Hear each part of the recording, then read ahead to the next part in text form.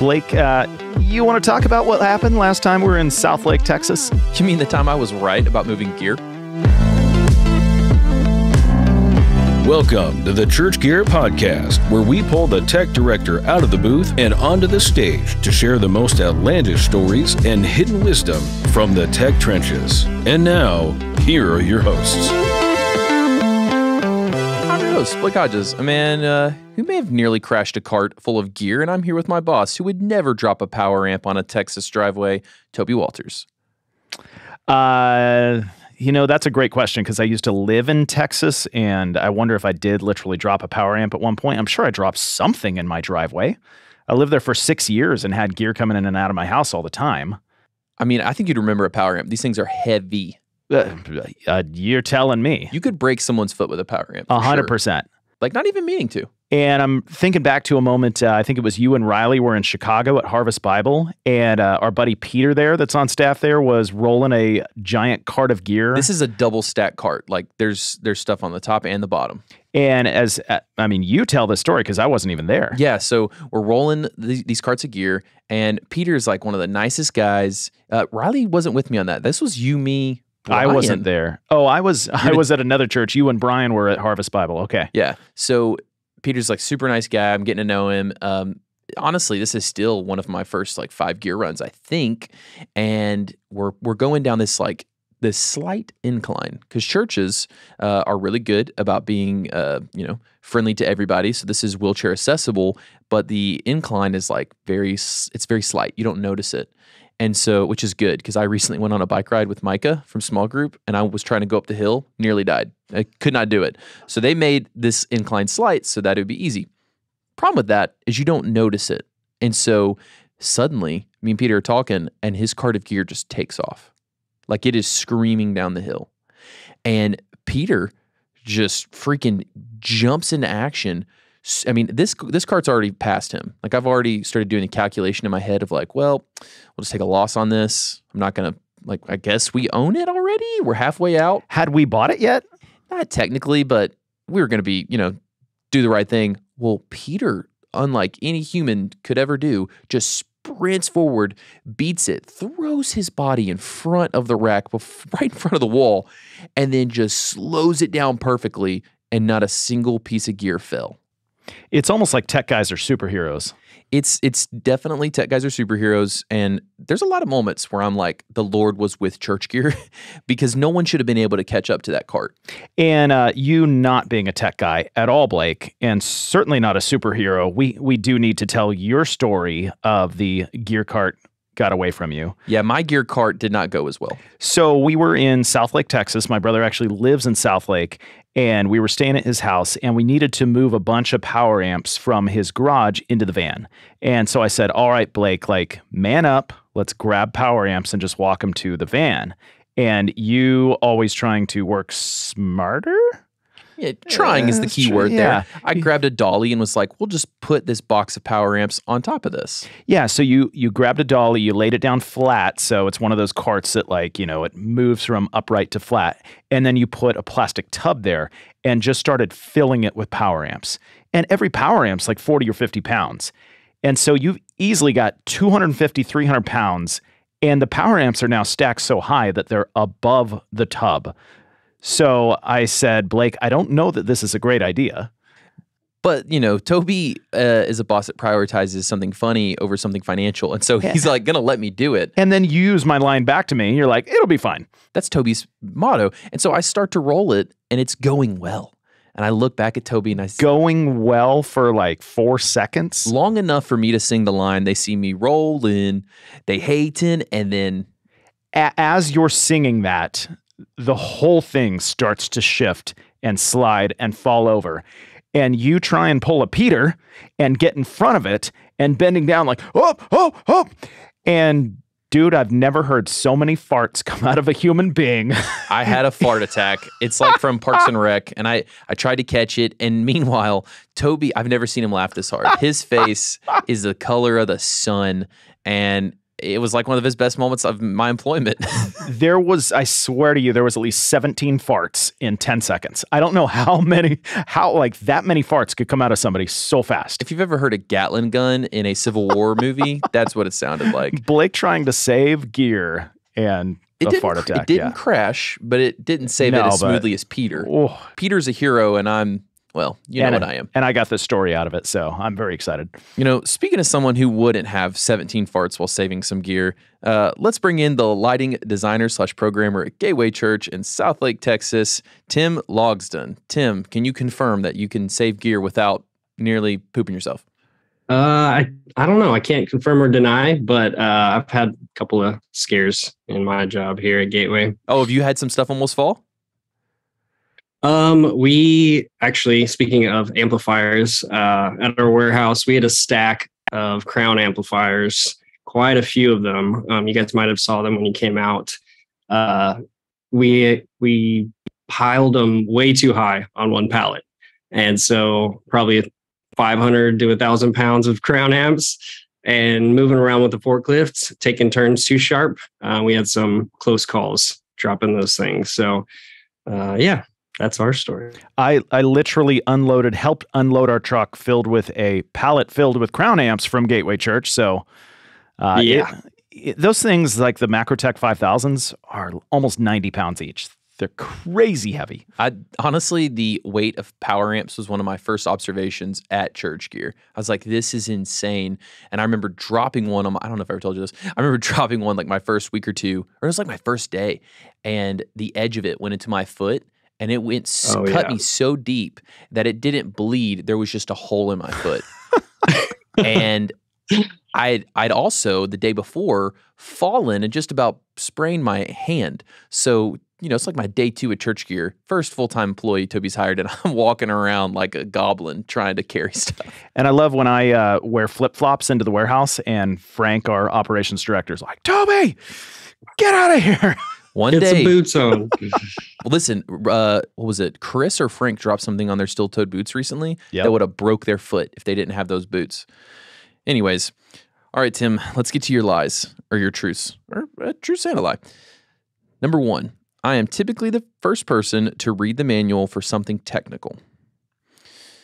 There's been a lot of manual readers. A lot of these techs are like, they're smart enough to realize, oh, the answer might be in here. Let's read this thing. Number 2, I grew up 2 hours away from my wife in California, but we met in Texas. And that's accurate. I bet that's true. Number 3, I ran lights for a live album recording at the biggest indoor arena in Peru. You surprised I said that right, Toby? Kind of. I'm usually just surprised you do anything right. So, well, congratulations, little buddy. I'll take it. Number 4, I got my pilot's license at the age of 25. Okay, it's pilots and architects. That's the spin-off stuff. Totally. We've had a lot of those. Number 5, I enjoy jumping out of perfectly good airplanes. Nope. He doesn't look like that. Nope. Do you, I mean, I don't have TikTok, but I like on Facebook or Instagram, they're the reels. And somehow I get a lot of reels of just guys jumping out of airplanes. And I feel the anxiety rise up in me anytime I see one of these reels. I was going to say, Toby, you and I both hate planes. For $100 million, could you jump out of a plane? Well, sure, for $100 million. Okay, but what about like 100,000? Yeah, for $100,000. I'd do it. I would have to. And I'm also wondering if I got my pilot's license, would that help me with my fear of flying? Because it's like I'm in control now. Maybe we can ask Tim. Okay, real talk. I'm not going to say his name, but I had a guy that I went to high school with recently get his pilot license, and he was like one of the dumbest kids in my class. And I'm saying that. And so I'm like, now I can't fly anymore. He's a commercial airline pilot. Oh, I got it. All right, that was mean to me, but it's just true. All right, number 6. It took me way too long to figure out my five truths and a lie. That's a good one. Okay, that's probably true. Okay, Toby, what are you drawn to here? I mean, he has 2 about airplanes right back to back, so I kind of feel like I'm going to just jump up to number 1. I'm going to say he is not typically the first person to read a manual. I feel like maybe it's kind of a running gag around the Gateway production team that it's like Tim never reads the manual and he usually, flounders because of it. You did this on a previous, or you've done this on another episode where you called that same scenario. Mm-hmm. I like it. I'm going to go with number 4. Maybe he got his pilot's license at age like 24 instead of 25, and he's just changing the numbers. Tim, what's your lie? Blake, you got it. The lie is the pilot's license. I know quite a few pilots who are also LDs, and so I figured I'd lean into that. I wish I had my pilot's license, and when I was younger, I wish I had taken the opportunity to learn and go to school and become a pilot. But no, I do not have a pilot's license. I'm just so disappointed Blake got one right. Well, and I think, we're just disappointed he can't fly us, back from Texas now on our gear runs. That's true. That was my hope. So you read the manual, huh? You're a big manual guy? Yeah, I tend to read the manual and share that knowledge with as many people as I can. And why do you jump out of airplanes? Is that when you're tired of reading the manual? I think I turned 18. I went on a trip of a family vacation to Hawaii, and it was part of my birthday gift was to get me a pass to go skydiving. And so I did that over Hawaii, Oahu, and it was an amazing experience. And then once I got back to Texas, found out there's a skydiving facility about an hour north of where I live. And so it's not as pretty. It's a lot of flat land to jump over, not as much water to catch your fall, but it's still fun to skydive. So I've done it 3 times in total. And any precarious situations, or did all 3 jumps go pretty smooth? The one in Hawaii, the first one was fun because the guy I jumped with was, I believe, in the Army, and he was with a group of friends, and they kind of forced him to go jumping. And so he was sitting next to me in the plane. It was kind of a small biplane, just 2 of us and instructors. And when we got to the door to make the jump, just hearing him kind of scream like a girl and freak out and he's such a big dude, such a strong guy, I would say. He was freaking out. I was super excited, nervous, but more excited than he was. And then hearing him kind of get shoved out of the plane with the instructor was hilarious. So it was quite a fun experience. I was going to make fun of you, Blake, for screaming like a girl, but then Tim was describing this Army guy as like, a manly man. I was like, oh, wait. That doesn't track.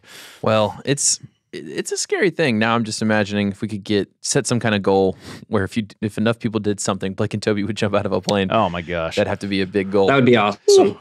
So tell us about running the lights for a live album recording at the biggest indoor arena in Peru. Yeah, so I got the opportunity a couple years back to go record Gateway Church's or Gateway Worship's Walls album.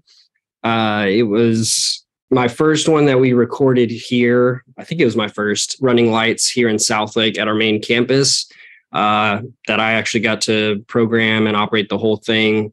And then I guess it was maybe 6 months or 9 months after that, they kind of said, hey, we're partnering with a bunch of with a church down in Peru, but to do a Spanish recording of the same album. And so we were taking all the programming and all the prep work we did here and converting that into all the files necessary to do a Spanish recording.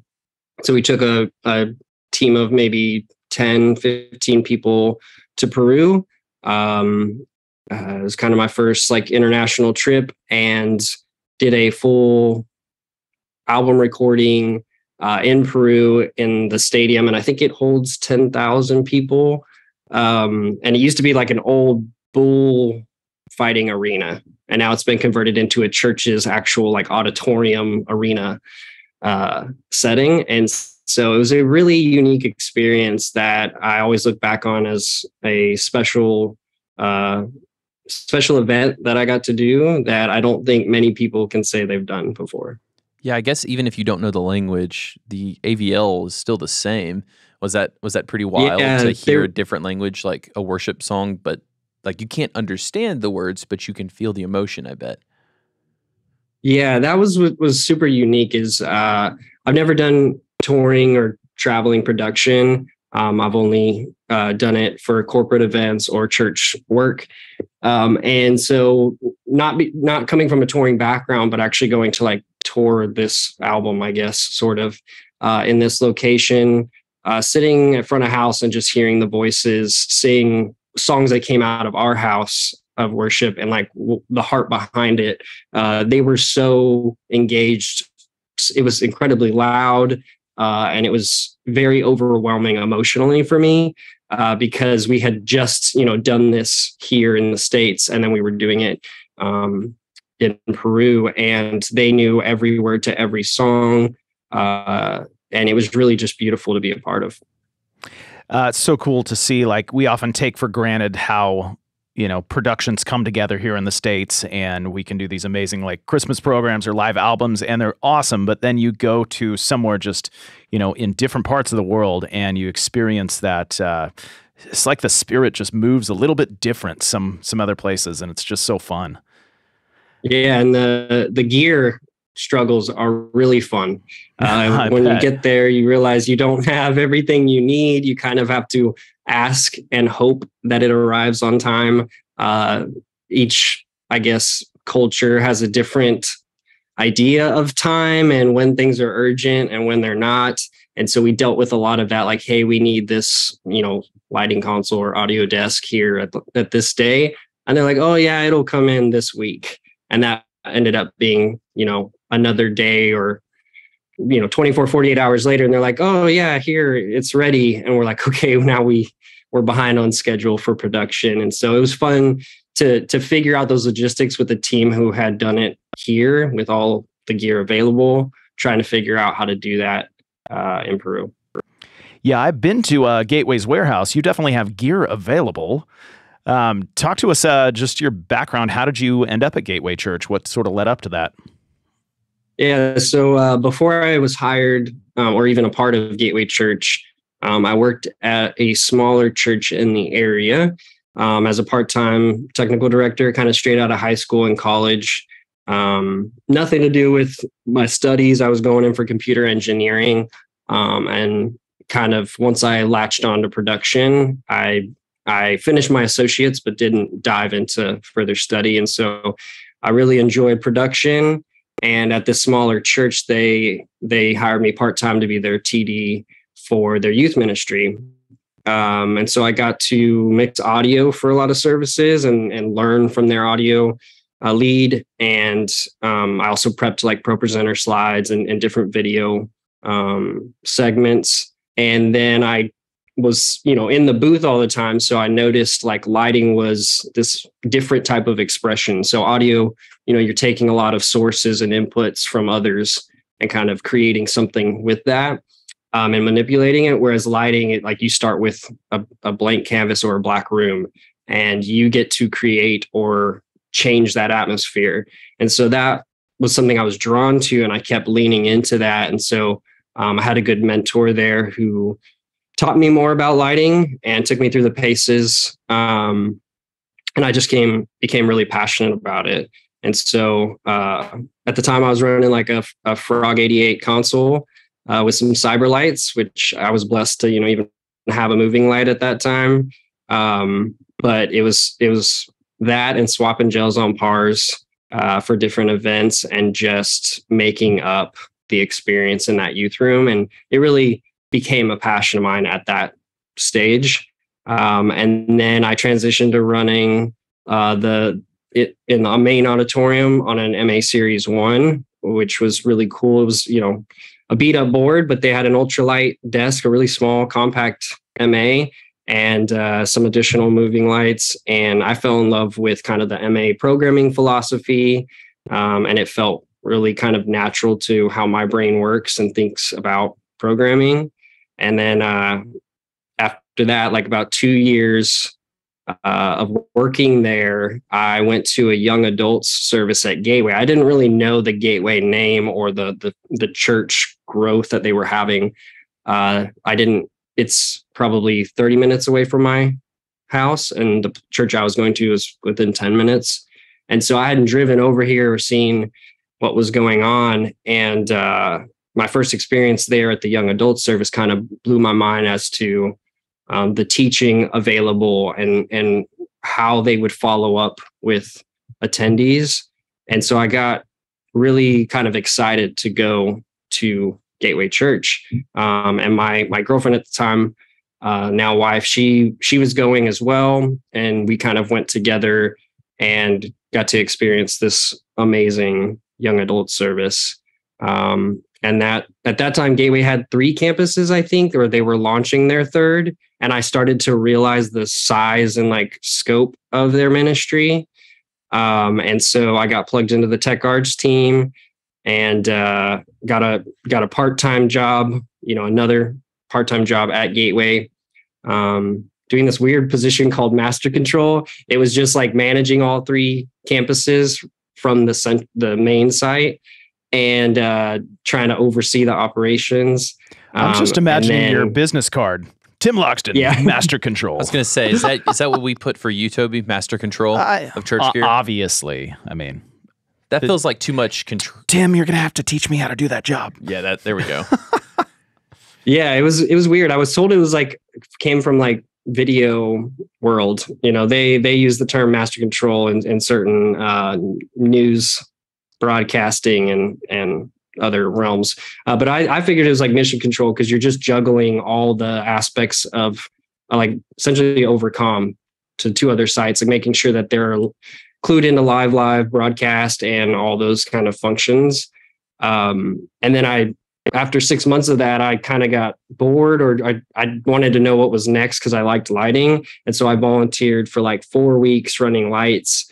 And to my surprise, after 4 weeks, they offered me a full-time job running lights. So ever since then, it's kind of been a all-out sprint to keep up with the vision and growth at Gateway. How long have you been there?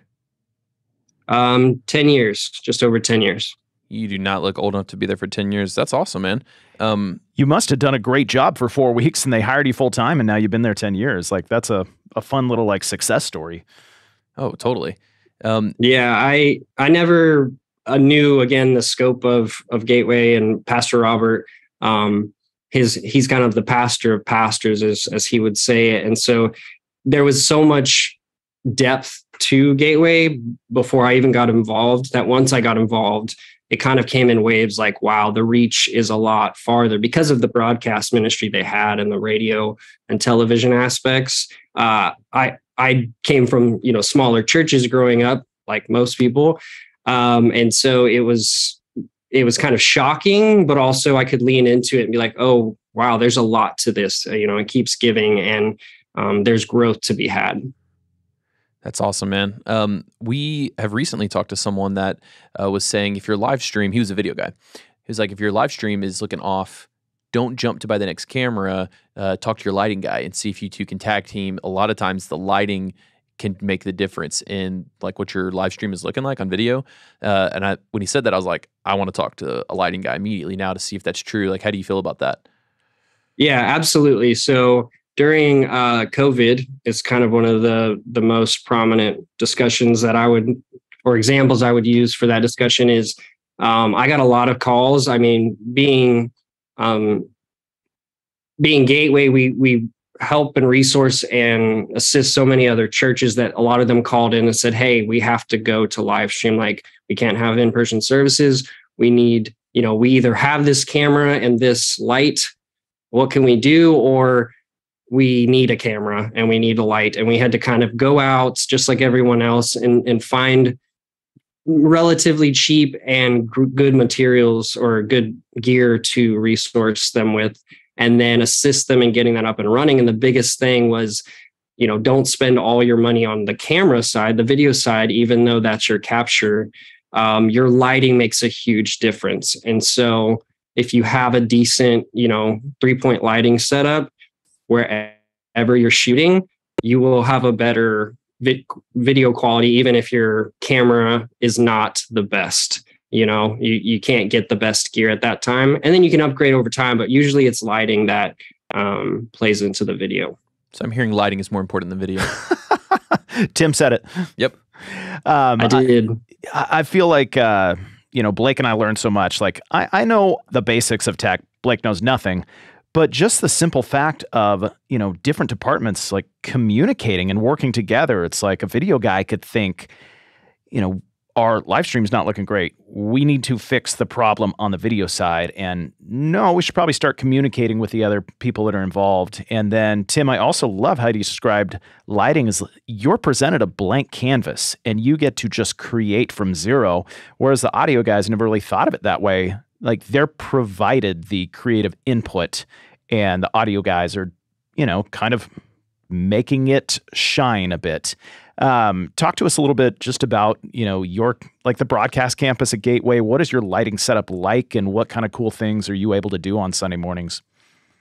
Yeah. So when I came into Gateway 10 years ago, they had just finished out their main campus, what we would call the main campus now, which is a 4,000 seat auditorium in Southlake. And the other sites are an 800 seat auditorium in North Richland Hills. And then they had a campus launch in Frisco, which is only 600 seats. And that was taken over from a previous church that Gateway outgrew very quickly, even being at a 600 seat capacity. And so when I came in, Southlake, the main campus was in its growth stage. They were able to purchase and build a beautiful building, as well as outfit it with a lot of tech gear. Most of the tech gear, though, at that time, the day they opened the building, it was all discontinued. So service and support was interesting for the next, 7 to 10 years on when I came in. Was like, oh, wow, all the stuff that they bought and put into this building was just at the end of its life. And so we rode that out as far as we could. But I obviously was blessed with a lot of moving light fixtures, a pretty substantial rig for a 4,000 seat auditorium. And it helped me learn a lot. I didn't get as much of the conventional theory and theatrical, background that some come into the lighting world with, but I got into moving light programming and kind of that, I would say more creative expression in worship, where you had a lot of gear to work with at the time. Man, that is really fascinating, Toby. I had never thought of it that way, that audio is improving something that they're given, video is capturing something that they see, the lighting is whatever they want it to be. That is a big ceiling. And you just rhymed right there. Good job. Well, I didn't even try. So Tim, I wish I could form this into a better question, because mostly it's just like a mind blown emoji of like, why does it take a central warehouse of gear to pull off weekly services? Like, yeah, it was fun when you gave me the tour and I could come back and like tell everybody at ChurchGear, I just saw a warehouse of gear with more gear than we have. Which is insane, because like we sell used production gear. Like you just operate at a church. So I don't know. I don't know if the question in there is like, what's it like having that much gear? But just talk to us about that, man. That's crazy. Yeah, I actually listened to Griffin's podcast with you guys a while back of how Church of the Highlands has a warehouse and how they kind of use it. They may use it maybe a little better than us, where they bring gear in and then divide it out to the campuses as needed, as kind of a central hub to ship stuff in. We kind of use it in that way, but it's more of like the whole church's resource where shipping and receiving is brought in. So we can buy, similar to Church of the Highlands, we can buy in bulk because we're at 10 campuses now, and then divide that out to each site instead of shipping it to every site with all the logistics of multiple venues, multiple loading docks, all the supplies you would need for daily operations. We can bring it into that central warehouse and divide it up as needed and then send it out. And it's a lot more efficient and cost effective when you start to scale, which is what we're kind of at now, going all the way 10 years ago from 3 campuses to the 10 we have now. And so outside of that, the gear that we have is kind of piled up. When you said, we have more gear or more warehouse space than you guys, it's been because as the campuses were brought online, either we bought a building from another church, or it was, something happened with that church and we took it over. And so we inherited a bunch of gear that we didn't know where to put. And so we brought it to our warehouse, we cleaned some of it up, and some of it went into sites that needed it. And otherwise, we've kind of just been slowly trying to liquidate and get that into either recycling centers or sell it off if we can. And ChurchGear, that's kind of how we met, is we were looking for partners to offload gear, and you guys kind of had that business model ready to go. And so you guys made it very easy. Well, we love hearing that. We'll send you that Venmo. Thanks for saying that. With the central warehouse, do you guys kind of, maybe depending on the project, but function as in-house integrators and installers for different campuses? Yeah. So just in the last 2-3 years, my specific team or department formed as a branch of live production. So we have like our event focused team, which is all the campus operators, all the technical directors, all the managers for the day-to-day or week-to-week services. And then centrally, we have my team, which is the design and integration now. And we kind of focus on, CAD and plans and the scope of our buildings and making sure the systems are online 100% of the time on weekends so that there's not failures that we could prevent, essentially. And with that, our team does some of the integration or all the integration planning for our sites and kind of our brand or, I don't know, guide for gear, what we would like to see outfitted. And then we work with outside integrators to actually do the labor and install portion of that. Well, it sounds like you've got a lot of installs that you've done with all the campuses. So, like, what's the most difficult system problem you've had to solve while doing all these installs at campuses? The biggest one that comes to mind is kind of remote support of all things. Like each system has its quirks or differences, but I would say gear nowadays is pretty solid networking wise or intercompatibility. Like a lot of the brands are working together now, so you can kind of get a good flow between things. But with scaling to 10 sites, I had to learn so much that remote support became important. Otherwise, I'd have to drive out to every one of these sites in DFW and manage them. And so we kind of took notes from Fellowship Church here in Grapevine, Texas, and then Church of the Highlands. We've had conversations with them over the years of what are you doing to be able to do this at multiple sites, like not just say, here's your campus and your gear package and be done, but actually say, hey, every week, if you need assistance, reach out to Central, like our team, and we'll help you work through those issues. And so remote management and or monitoring systems has probably been the hardest part of all of that. So I know with like LCBC Church out in Pennsylvania, as they do campuses, it's almost like carbon copies for the production system. It's like, here's how we do a production system. We install it at the next campus. And so they all, are uniform and the same setup. Are you guys trying to function that way, or is every campus different? We would love to function that way, the technical side, but what we've run into is Gateway, when they go into, when we reach into like a different city, Frisco, Grand Prairie, North Fort Worth, NRH, all these cities around us, each one has a different look and feel. So, or the plot of land or the building we're buying looks different. And so they haven't been cookie cutter. And we've looked at, LifeChurch.tv's like model. It's very cookie cutter, similar budgets and everything. It's all laid out and planned well in advance. For us, it's kind of been one project at a time. What we've tried to do to help ourselves is to stick with the same brands, the most reliable brands that we can get. You want to shout those out, or is that weird? Because I'd love to hear your opinion. I would say, on the lighting side, we're using MA consoles. They've proven to be very reliable, and they also have built-in full tracking backup systems, so you can have like a console in session with a PC computer, and if the console fails, you can do everything via mouse and keyboard.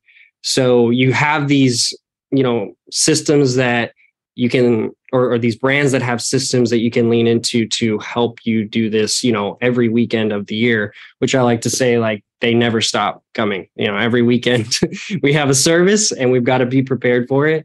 And so we've found that MA specifically, and then over the years, we've used a lot of Martin lighting products. They've been good to us and they've lasted over the years, especially those Mac 250s in the earliest days.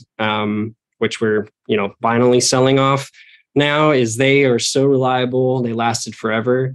And then we've just kind of switched lately to more networking gear and less hardware. So a lot of software programs to cut down on costs and just focus on a few major brands that have that kind of scale and scope in mind for multi-campus. So we found that even the greatest brands, there's always something that might go wrong, be it a simple technical failure or a human failure.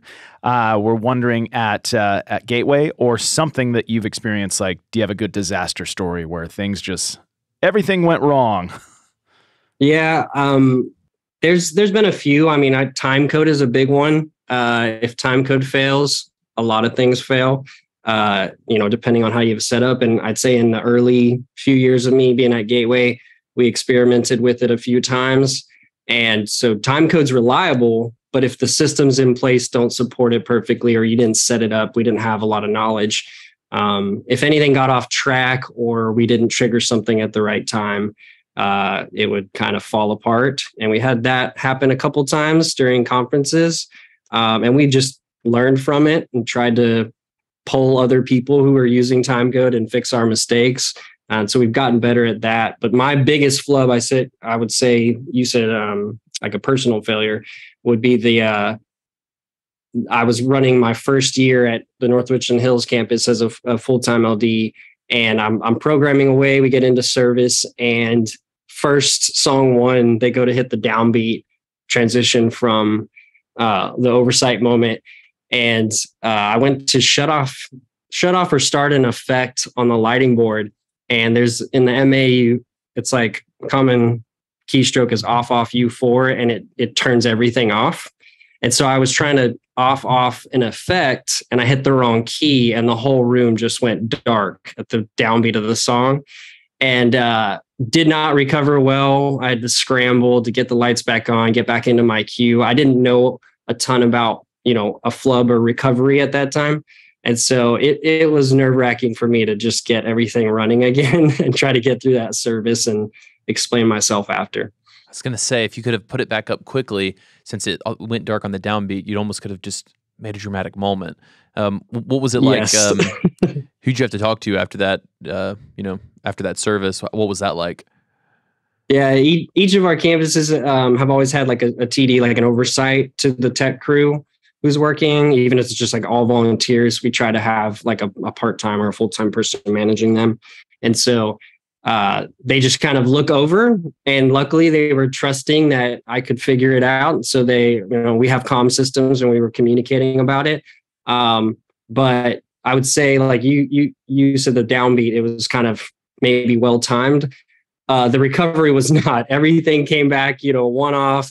The queue did not restore the way I would like it to. And I just learned a lot about how to recover. And I think that's key to programming or operating lighting, is you're not like, if you're following a band and say you're not using time code, everything's live, you kind of have to make it up as you go. And then if they pivot, you've got to figure out how to pivot with them and make those changes. And so that taught me so much early on.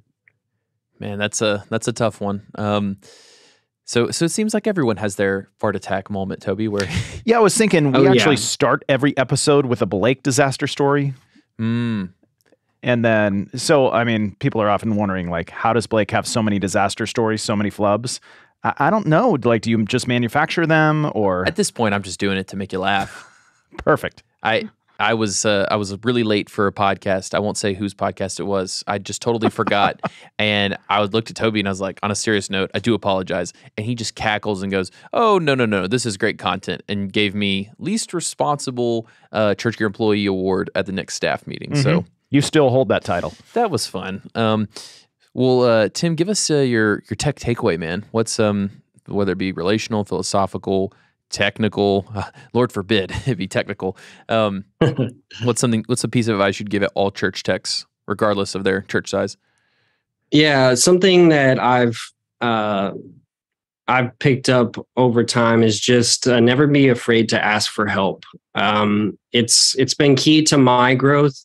I had good mentors early on in production specifically that kind of led the way for me and kind of taught me a lot But I realized once they kind of, if and when they moved on and changed roles, or we all got, divided on things, I still reach out to them for help and ask for their advice, because it's very valuable to leverage those who have gone before you in the tech world, to just learn and grow. And then you'll avoid a lot of mistakes, like easy, common mistakes that way, as well as not waste as much time struggling or working the same problem that someone's like, oh, I just fixed that this way. And so taking that advice from others, but also asking for it and asking for help, that would be my biggest tech takeaway. I have noticed a tech tendency to have too much tenacity, to where they're like, I'm just going to figure it out. I'm going to read the whole manual. And so, yeah, just asking for help is something I do all the time. I might ask for help too much, but it's definitely a good move, because no one's going to make fun of you unless you're me for asking for help. So might as well do it.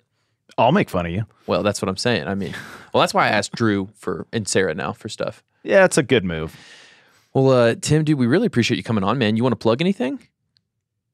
Nothing specific. I have an Instagram account. I'm not on it regularly anymore because I got kids to chase around the house all the time. But I'm still, browsing it every once in a while. My handle is at Tim Logsdon on Instagram. I was going to say, the week your episode comes out, you should be an Instagram guy that week, because we'll put stuff out to promote it. Yeah, I like how he's like, you can find me on Instagram, but I'm not on there. Well, yeah, once I had kids, it was a different ballgame for social media. So how dare he prioritize his children over Instagram? I know. You should try that sometime, Blake. No kids for me, just fur babies. Well, Tim, thanks for coming on, man. Absolutely. Thanks for having me. Thanks for listening. And hey, congratulations on surviving Sunday. If you happen to make it through next Sunday as well, join us again for your weekly Tech Breather. Blake, you know what would really help with your fart attacks? Oh man, do you have some medication? I mean, first of all, stop eating whatever you're eating the night before. Well, all that Taco Bell does come back. But I'm wondering if there's any other cure we could offer so people could avoid fart attacks in the future. Oh man, well, and you in this episode had a cough attack that you were kind of trying to hide, but the cure is to use code podcast for 11% off at ChurchGear. You save so much money. I mean, you might actually have a gasp attack. Just like, and well, I don't want you to die, but yeah. No, we don't want you to die. Just want you to save money.